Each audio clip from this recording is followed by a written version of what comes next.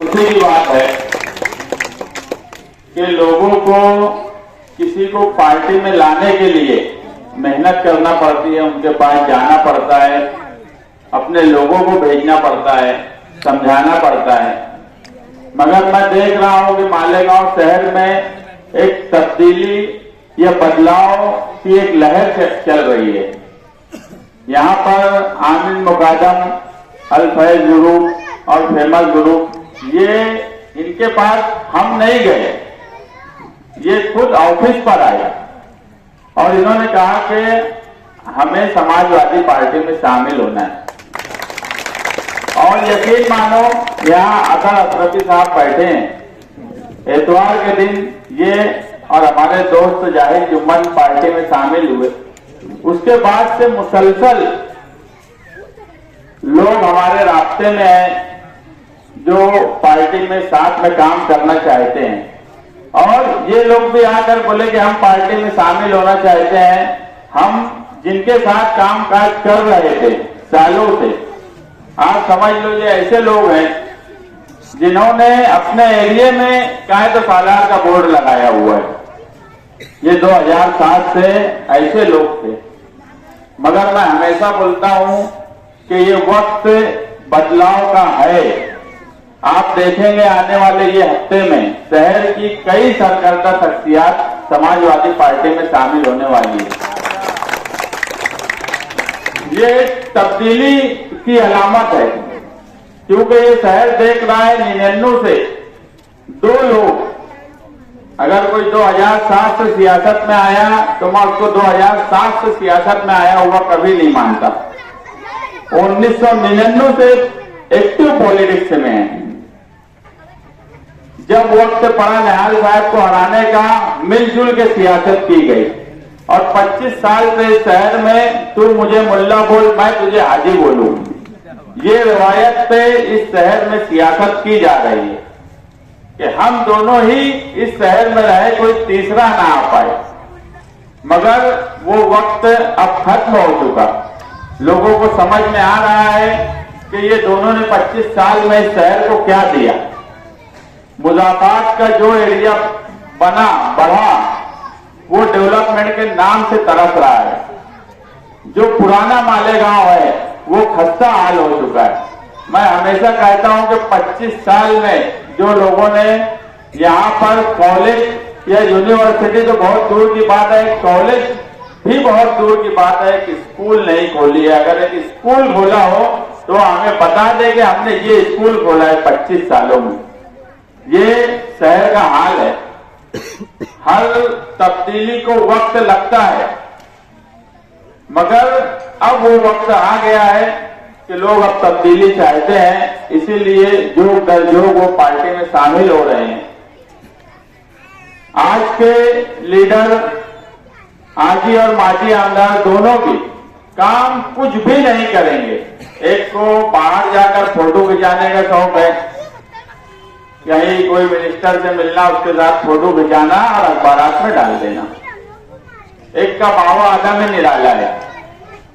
मैं कई कहावत सुनते आता था, मगर प्रैक्टिकली वो कहावत या वो मुहावरा अब मुझे समझ में आ रहा है कि मेहनत करे मुर्गी अंडा खाए सुबान, उंगली कटा के शहीदों में नाम लिखाना, ये सब अब खुली आंखों से लोग देख रहे हैं। कुछ लोग ऐसा समझते हैं कि हम कुछ बोल देंगे, हम यहाँ आकर कोई इस्तेकबाल कर लेंगे। एक बुनकर का मुझे फोन आया 8 बजे, बुनकर कहाँ थे बोले आज के प्रोग्राम में। बड़ी ताकत लगा के, बड़ा जोर लगा के अपने अपने लोगों को बोला गया कि लेके आओ। जिस नाम से प्रोग्राम किया गया, जो फोटो अखबार में छापे गए, उसमें से 25% बुनकर नहीं आए। अगर 22 फोटो दे तो मुश्किल से 2-4 बुनकर आए होंगे। तो ये एतमाद बुनकरों का खो दिए, मालेगांव के आम शहरियों का खो दिए। इस्तेकबाल करवा लेना, फोटो खिंचा लेना, अब लोग इन सब चीजों को समझते हैं। यूट्यूब चैनल है, सोशल मीडिया है, लोग देख रहे हैं कि असेंबली में कौन बोल रहा है और किस तरह से बोल रहा है। हजारों की तादाद में लोग देख रहे हैं। यहाँ हमारे शहर के YouTube चैनल वाले भी हैं, मैं उनका भी शुक्रिया अदा करता हूं कि वो अगर बाहर असेंबली में रईस शेख साहब अगर कुछ बोल रहे हैं पावर लूम के सवाल पर, तो यहाँ पर उसकी वीडियो लगा रहे हैं। यही सही में प्रैक्टिकल और सच्ची, जो बोलेंगे हम अखबार पहले था अब मीडिया है, सच्ची मीडिया की रहनुमाई यही है कि जो सच है वो लगा दिया जाए और लोग हजारों की तादाद में देख रहे हैं और समझ रहे हैं। आज एक हाजी साहब से मिलने गया तो वहां कई सुनकर बैठे थे, बोले यार समझी जगह यार कि मौलाना का लेंगे, तो मैं बोला यार तुमको समझ रहा? अरे बोले यार यूट्यूब पे हम लोग देख रहे हैं, कौन बोल रहा कौन कर रहा, एक लफ्ज नहीं बोलते, बोलने का तरीका नहीं है, बोलने का ढंग नहीं है, जो सिर्फ बोलने के नाम पे आज सियासत कर रहे हैं वो असेंबली में क्या बोलते हैं कभी सुन के देखना। 2-3 मिनट बोलने के बाद ये हालत है। और रईस शेख साहब की पावर लूम के सवाल पे बात सुनना, बोलने का मतलब यह है कि लोग सब देख रहे हैं और समझ रहे हैं, किसी के बहकावे में कोई आने वाला नहीं है। मैं सब लोगों का जो यहाँ पर आज लाल टोपी के साथ समाजवादी में आए, मैं एक बात बोलूंगा कि आप इस शहर में कोई भी मालेगांव शहर में वो आगरा रोड की समाजवादी शान हिंद राब्ता ऑफिस समाजवादी पर आए और लाल टोपी ले जाए। मालेगांव शहर की कोई भी सरकारी दफ्तर जहां पर अगर काम सही नहीं होता, आप एक अरीजा दो, वो एफडीओ का दफ्तर हो, तुम्हारा पावर सप्लाई कंपनी हो, कारपोरेशन हो, प्रांत हो या दूसरा महकमा हो, अगर वो आपका काम जायज काम है और नहीं कर रहा है, आप लाल टोपी पहनकर जाओ और उस ऑफिसर को टेबल से उठाकर बाहर कर दो, बाकी हम सब निपट लेंगे। टोपी हम देंगे हमारी ऑफिस से, कोई डरने की जरूरत नहीं है। बस एक लेटर देना पहले तुम्हारा जो काम है, उसके बाद अगर उसका जवाब नहीं देते हो और काम नहीं करते, आप आओ लाल टोपी पहन के जाओ। मैं बोल रहा हूँ ये लाल टोपी की ताकत इस शहर में इतनी हो गई है, तुम ये लाल टोपी और निहाली दबदबा, ये जो है प्लस है, निहाली दबदबा और लाल टोपी, इसको पहन के जाओ। मैं बोलता हूँ ऑफिसर को कुर्सी से उठाओ और बाहर कर दो अगर वो तुम्हारा काम नहीं करता, बाकी सब हम पर छोड़ दो। इस शहर का हाल ये हो गया है कि आज गरीब आदमी का काम ऑफिस में नहीं होता। इस शहर में एक वक्त था कि जिसको वर्कर बोलते थे, वर्कर, इसके आगे कुछ नहीं बोलना पड़ता था, सिर्फ ये बोला जाता था ये निहाल अहमद का वर्कर है, ऑफिस में उसका काम हो जाता था। साहब की नुमाइंदगी के वक्त ये दबदबा और ये असर इस शहर में था। आज ऐसा है कि एमएलए साहब राउंड टेबल, कौन से टेबल की मीटिंग ले लेते, 3-3, 4-4 दिन पानी नहीं आता। कौन सी मीटिंग करते, क्या समझता मुझे नहीं मालूम। पुलिस वाले को अगर कुछ बोलेंगे, पुलिस वाले ऑफिस में बुला के डांट दे रहे तो असेंबली में उनकी तारीफ कर रहे। ये हाल आज हमारे यहाँ के आमदार का है।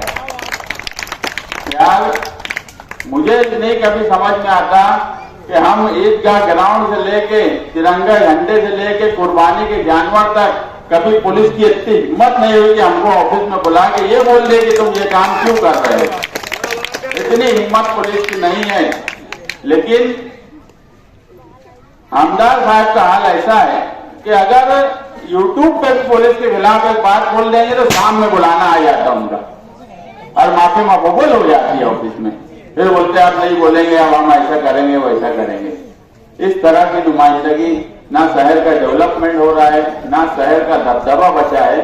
ऐसे वक्त में मालेगांव की आज अगर मैं कहूं तो वो समाजवादी पार्टी है। आने वाले 9 अगस्त क्रांति दिन के मौके पर अखिलेश यादव साहब, इकरा हसन, अवधेश पासी और उनके साथ कई मेंबर ऑफ पार्लियामेंट मालेगांव आ रहे हैं। इंशाअल्लाह उसके बाद जो क्विट इंडिया मूवमेंट था, उसी तरह इस शहर से क्विट आजी और माजी आमदार को करने की एक लहर बनेगी। यही आपसे मेरी गुजारिश है कि आप समाजवादी का साथ दीजिए, पूरी ताकत से हम आपके साथ खड़े रहेंगे। जो लोग समाजवादी में आए हैं उनको जब हमारी जरूरत लगेगी इंशाअल्लाह हम उनके साथ खड़े रहेंगे। शुक्रिया। बोलते मैं भी थक गया, दिमाग भी थक गया है। मैं भी सोच रहा हूं कि नया मालेगांव बनना चाहिए तो नई तकरीर भी आना चाहिए। मेरे अजीज दोस्तों, मेरे भाइयों, समाजवादी पार्टी एक ऐसी पार्टी है पूरे हिंदुस्तान में कि जिसे सिर्फ एक फिक्र होती है कि हिंदुस्तान की आवाम, चाहे वो हिंदू हो, मुसलमान हो, किसी समाज का हो, किसी बिरादरी का हो, हमारे देश की आवाम किस तरह सुकून की सांस ले सकती है, इत्मीनान से रह सकती है, इसके लिए समाजवादी पार्टी मुसलसल जद्दोजहद कर रही है। अल्लाह का फजल है, हमारे शहर में भी बरसों पुरानी बहुत सारे लीडर पैदा नहीं हुए थे, उससे भी पहले समाजवादी पार्टी मालेगांव में काम कर रही है। क़यादत बदलती रही, सदारत बदलती रही, लेकिन समाजवादी पार्टी वही समाजवादी पार्टी है, अल्हम्दुलिल्लाह। और आज जिन लोगों के पास समाजवादी पार्टी की खिदमत करने का अल्लाह तबारक व तआला ने मौका इनायत फरमाए, मैं अपने बुजुर्गों से, अपने मशाइख से ये सुनते आया हूं, और हकीकत ये है कि मछली के बेटे को या मछली की बेटी को तैरना सिखाना नहीं पड़ता है, ये पीएचडी करे हुए जा सकता है। अल्लाह तबारक व तआला ने इनके रग रग में दीन भी दिया है और सियासत भी दी है। एक मौलवी साहब की पोती, एक सियासत के बासलाहियत दबाऊ और पूरे देश को हिलाने वाली शख्सियत साथी निहाल अहमद की नूरे नजर, मेरे शहर की लगते जिगर, एक नई क़यादत के साथ मोहतरमा मरहूमा आयशा हकीम के बाद मालेगांव की क़यादत कौम की एक बेटी के हाथ में इंशाअल्लाह आने वाली है। मेरे अजीज दोस्तों, याद रखो कि सलाहियत की बिना पर आज हम कहीं रिश्ता करने जाते हैं तो रंग भी देखते हैं, पढ़ाई भी देखते हैं, सलाहियत भी देखते हैं। इसलिए देखते हैं कि अगर वो बेटी हमारे घर आ जाए तो हमारे पूरे घर का निजाम संभाल ले। मालेगांव के लोगों को मैं मुबारकबाद दूंगा कि मेरे परवरदिगार ने निहाल अहमद की औलादों में एक ऐसी बेटी दी है कि जो पूरे मालेगांव को संभालने वाली है, सुधारने वाली है। एक औरत समझती है कि घर में मेरे भाई को क्या जरूरत है, एक औरत समझती है कि मेरे बाप को क्या जरूरत है, एक औरत समझती है कि मेरे ससुर को क्या जरूरत है, एक औरत समझती है कि मेरी ननद को, मेरी बहनों को, मेरी सास को क्या जरूरत है। घर की स्त्री हमसे ज्यादा अगर कोई तजुर्बा रखता है तो हमारे कौम की बेटियां रखती है। आज इस बात पर मैं लफाजी नहीं कर रहा हूं, मैं आपको हकीकत की तरफ ले जाना चाहता हूं। कहीं आपके महल्ले में दीनी मदारिस चलते होंगे, कई उलमा हमारे पढ़ाते होंगे, उन उलमा की जूतियां अतर अशरफी के सर का ताज, लेकिन अगर कहीं पर मुअल्लिमात पढ़ाती होंगी बच्चों को तो आप कैटेगरी बोझ लेगा कि एक मौलाना की तरबियत और एक मुअल्लिमा की तरबियत में जमीन और आसमान का फर्क होता है। यजीद के दरबार में जब काफिला लुट गया, सारे लोग घर में डूबे हुए थे,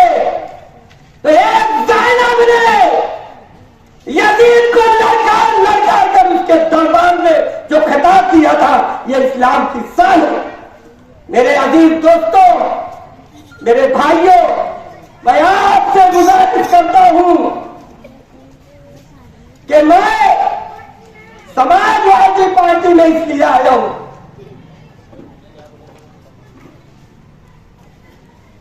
कि बचपने से मैंने 25,000 ऐसी बेटियां होगी जिनका घर उजाड़ने वाला होगा, जिनके घर में नाइतफाकी होगी, समझा बुझाकर उनकी ससुराल भेजाया। कोई मायके में थी तो वहां से उनकी जो जिम्मेदारी है वहां भिजवाया। ऐसे ही न जाने अल्लाह तबारक व तआला ने बचपन में से न मुझे बीड़ी का शौक है, न मुझे कोई दूसरा शौक है। शौक है तो ये है कि अगर ये बच्चे की उंगली पकड़ के मैं स्कूल ले जाऊं तो इस पे मैं फख्र करूंगा। और मैंने देखा कि समाजवादी पार्टी इंशाअल्लाह तबारक व तआला वो दिन आएगा कि हम कहेंगे कि हमने बहुत देर कर दी, लेकिन अल्लाह ने अब वो टेम लाया है। ये खिदमत खल्क को करना इनकी रग रग में शामिल है। इसलिए मैं दोनों तरफ जो मेरी माँ बहन बेटियां हैं खड़ी है, उनसे मुद्देवाना गुजारिश करता हूँ कि आने वाले दिनों में आपको मेहनत करना है, ये समझकर कि आपकी बच्ची इलेक्शन में खड़ी है। याद रखो, हमारे बच्चों का मुस्तकबिल बर्बाद हो रहा है, हमारा वक्त तो जाय हो रहा है। इस वक्त तो हमें होश की जरूरत होना चाहिए। अपनी बात यहाँ पर बस ये कहकर मैं खत्म करता हूँ। इंशाअल्लाह ताला ऐसी जद्दोजहद हम करेंगे कि यकीनन ये हमारी बेटी कौम की कयादत करने के लिए असेंबली पहुंचेगी। लेकिन अकेले आदमी से कुछ नहीं होता, हम सबको मुत्तहिद होना पड़ेगा और हम सबको एक होकर नए जोश के साथ नए मालेगांव की तामीर करना है। इस शेर के साथ मैं अपनी बात खत्म करता हूँ। मैं अकेला ही चला था, जानिबे मंजिल बगल लोग आते गए, कारवां बनता गया। अस्सलाम वालेकुम रहमतुल्लाह। जानकारी करता है तो उसका बदला लीडर ने पहले जानकारी करके देना चाहिए, वरना कोई लीडर सिर्फ ये चाहता हो कि लोग मेरे जानकार रहे तो वो लीडर नहीं, वो बलि लेने वाला है जो वर्करों की और आवाम की बलि लेता है। हर तकलीफ का सामना पहले लीडर ने करना चाहिए। ये नहीं कि जब कोई हम आंदोलन चलाए, कोई तहरीक चलाए और पुलिस आ गई तो पहले लीडर भाग कर वर्कर को अपने हालात पे छोड़ दिया जाए। ये लीडर का सेवा नहीं होता। इसलिए मैं कहती हूँ जानसारी करना, अगर कोई वर्कर ये समझता है कि मैं किसी का जानसार हूँ तो वो याद रखे पहले लीडर को देख ले कि वो उनके लिए कितना जानसार। अगर वो अपने वर्कर के लिए जानसारी नहीं करता तो वो अपने वर्करों की मेहनत का खुलूस की बलि लेता। और अब जब लोगों ने ये महसूस कर लिया कि हम अपने खुलूस का इस्तेसाल हो रहा है यहाँ पर, वो जो लोग मुतहर्रिक हैं, खुलूस अपने दिल में रखते हैं, आवाम के लिए खिदमत करने का जज्बा रखते हैं, वो लोग एक हॉल के बाहर निकलकर ऐसे लोगों के साथ शामिल हो रहे हैं, समाजवादी पार्टी में शामिल हो रहे हैं, जहाँ पर काम करने का दायरा वसी है, काम करने वालों की इज्जत की जाती है, उनकी मेहनत की कद्र की जाती है, उनकी हौसला अफजाई के साथ साथ जैसे मुस्तकीम ने कहा कि आप लाल टोपी पहन के पहले आप एक अर्जी दे दीजिए अगर आपका कोई काम रुक रहा हो, और हमारी टोपी पहन के जाइए इंशाअल्लाह। यहाँ वर्कर को बलि का सामान नहीं समझते, हम हमारे खानदान का, हमारी फैमिली का हिस्सा समझते हैं। अगर वर्कर में कोई आ जाएगी तो सदर से लेकर पूरी पार्टी के जिम्मेदारान का ये फर्ज होगा कि जिस तरह अपने घर के फर्द को बचाना और उसका तहफ़्फ़ुज़ करना, वैसे ही वर्कर का तहफ़्फ़ुज़ करना ये हमारे लिए अहम है। और ये तमाम चीजें हमने साथी निहाल अहमद साहब से सीखा है। निहाल साहब हमेशा कहा करते थे, मेरे वर्कर, मेरे कान और मेरी आंख है, जो मैं देखता हूँ वो वर्कर मुझे दिखाते हैं, जो मैं सुनता हूँ ये मेरे वर्कर मुझे बोलते हैं। जिस तरह अपनी आंख और कान पे भरोसा करो उसी तरह अपने वर्कर पे भरोसा करो। अगर हमारे कान और आंख में चोट आ जाती है तो हमको जितनी तकलीफ होती है उतनी ही तकलीफ हमारे वर्कर के जर्ब आने पर होनी चाहिए। मैं ये मानती हूँ अगर कोई शख्स, कोई लीडर दूसरे के कामों को अपना काम करके आवाम के सामने ढिंढोरा पीटता होगा तो उसने कम से कम अकेले में ये महसूस करना चाहिए, तुम मोमिन हो तुम्हारे दिल में ईमान है, तुमको ये महसूस करना चाहिए कि अगर मैं ये झूठी वाहवाही ले रहा हूँ तो मेरा दिल मुतमईन है क्या? मैं अपने फर्ज पर जो मैंने हल्फ लिया है, बाद लोगों ने तो मजहबी किताबों को हाथ में लेकर अपनी रुकनियत का हल्फ लिया था, तो याद रखो कि रुकनियत का फर्ज तुमने कितना निभाया, और उस मजहबी किताब को, उस कुरान शरीफ को अगर तुमने हाथ में लिया था, इतनी बड़ी कसम खाने के बाद, इतना बड़ा हल्फ लेने के बाद तुम किस तरह की नुमाइंदगी कर रहे हो?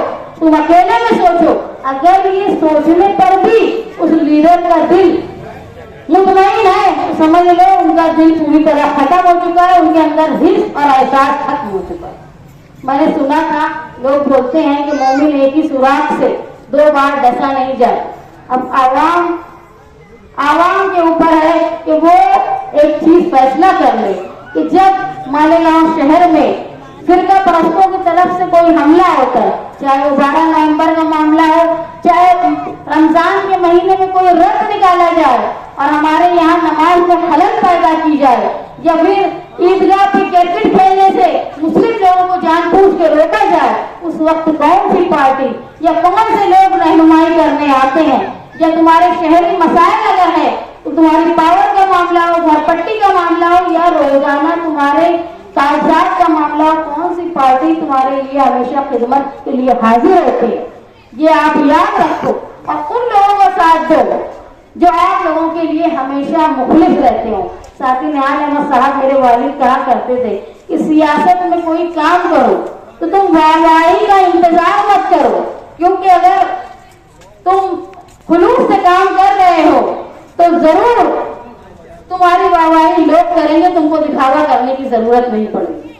आज हमारे साथ जो लोग शामिल हुए, मैं समाजवादी पार्टी की शहर की सदर होने के नाते आपसे इस बात का मैं यकीन दिलाती हूँ कि आपके लिए, आपके खुलूस की हमारी पार्टी में कद्र होगी। हम कोई बड़ी बड़ी बात नहीं करेंगे, आज ना हम एमएलए हैं ना कारपोरेशन में हमारा इख्तिदार है, लेकिन हम कोशिश करेंगे जो एक नुमाइंदे का काम है और वो नाकारा साबित हुआ है, वो तमाम हम हमारी हद से ज्यादा करने की कोशिश करेंगे। तुमको कोई ताजमहल हम आज बना देंगे, आज हम ये बात का वादा नहीं करते, लेकिन आपको रोजमर्रा की जो तकलीफ होती है, मैं यहाँ जब खवातीन में गई तो मुझे पता है कि यहाँ इससे पहले भी मैं असेंबली के इलेक्शन में शायद इसी जगह पर मैंने जलसा लिया था, मुफ्ती साहब मीटिंग लिया था मुफ्ती साहब के लिए। उस वक्त भी मैंने कई बातें यहाँ से बोल कर गई थी और इलेक्शन के बाद भी उनको बोला गया था कि पाइपलाइन का ये काम है, जो जगह पर लेआउट बिनशेती नहीं है वहाँ कारपोरेशन काम नहीं करती, ये बोल करके यहाँ पर